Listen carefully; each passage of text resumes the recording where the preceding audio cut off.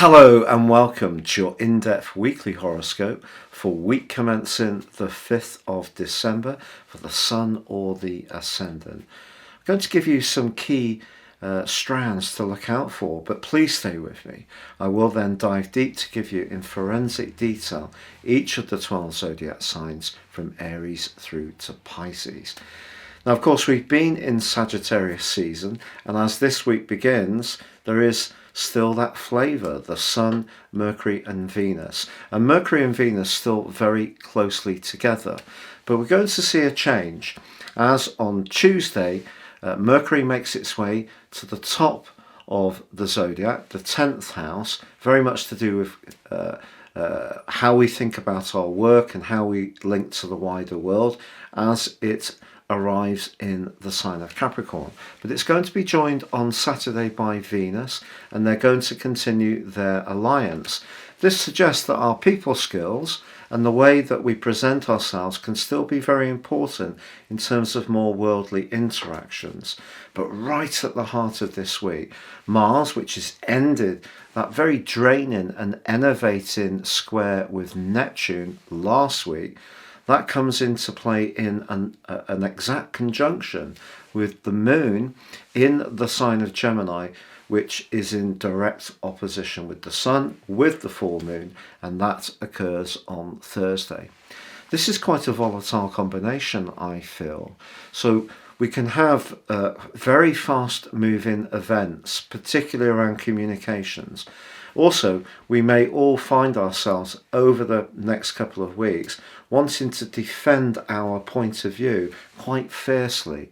Also, some people can just feel enormously restless and want to break out and travel, be more physically active, but it is quite hard to embrace the more nurturing and more emotional energies of the moon in the detached sign of Gemini when Mars in its retrograde is so close to it.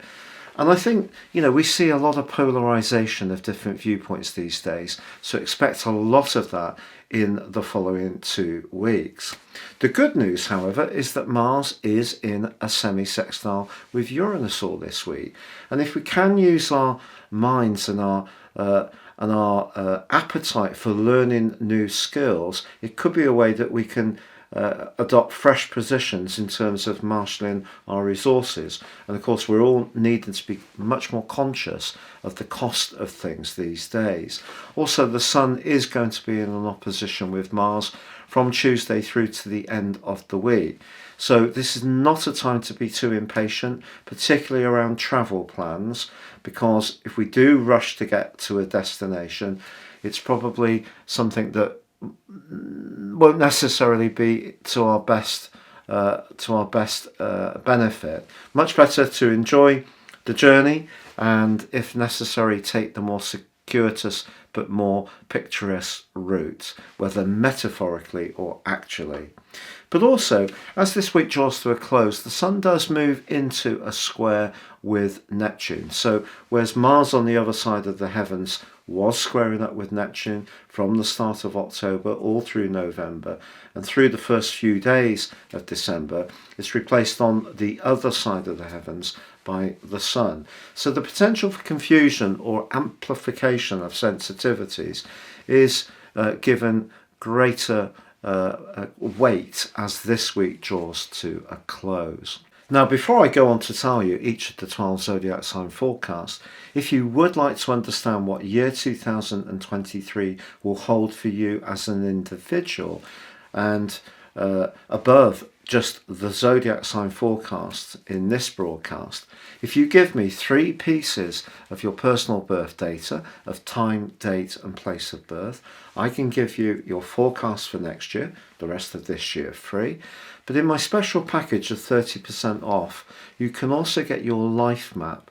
This is your character analysis to help you to understand the core energies that are at the root of your very being. Please see the link below for more. If you're new to my channel, thank you so much for joining me, and I'd be grateful if you would subscribe. Please click or tap on the bell notification symbol. If you're a long-term viewer, thank you so much for all your views. So Libra, your week commencing the 5th of December forecast is really quite exciting in terms of the opposition between Mars and the Sun, because I feel that it's going to give a lot of thrust. It could see you having some very lively discussions with people who may agree with you, disagree with you. If there is any kind of situation you're involved in where there's a bit of a polarity between your side of things, your view of things, and the view of someone else, the chances are you will have an extremely frank exchange. That gives you an opportunity to demonstrate to people just all the knowledge that you've gained over recent years about asserting your boundaries, because your past tendency to be very much of a people pleaser is one of your great strengths, but not if you're giving away all of your power all of the time in order to not upset the apple cart, to ensure that everything's in balance and tranquil and peaceful.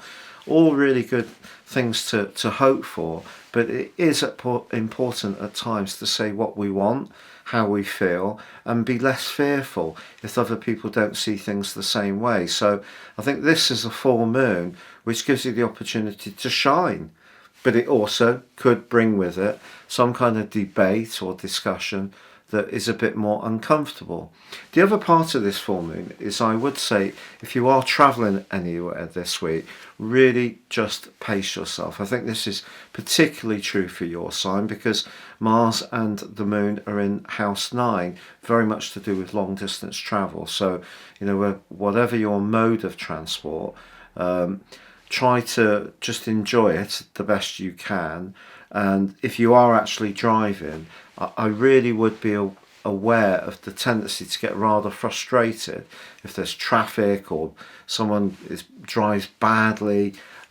Just really mentally prepare yourself to drive within yourself so that you don't end up actually getting quite stressed out because of the amount of traffic there is these days can be quite overwhelming at the best of times. And this particular aspect can make people a bit more angry, a bit more easily frustrated. Now, later in the week, your ruler Venus, along with Mercury, move into the sign of Capricorn, joining up with Pluto. And so this whole emotional dimension that's been so potent in recent years is going to be activated again. And of course, we're creeping closer to Christmas. So the discussion is going to be, for some people, about where they're going to spend Christmas and who with. And it can be a tender subject, especially if there has been family politics of a less positive variety around your situation in recent years. I think the best thing really is just to remind yourself the lessons that Pluto has provided, even if they've been really tough.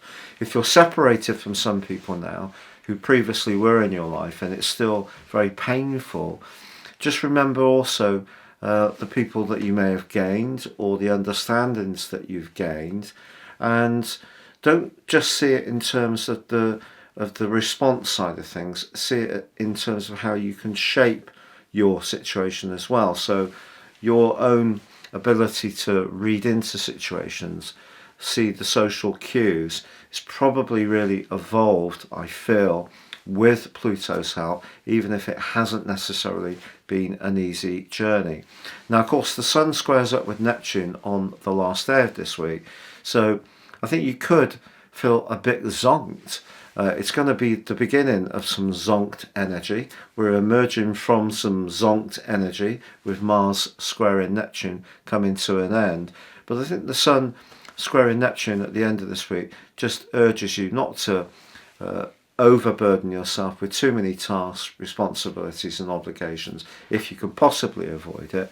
And, perhaps some you time in some kind of way, pottering around doing things that you enjoy, catching up on a few tasks without it being a big drama whether you finish them or not.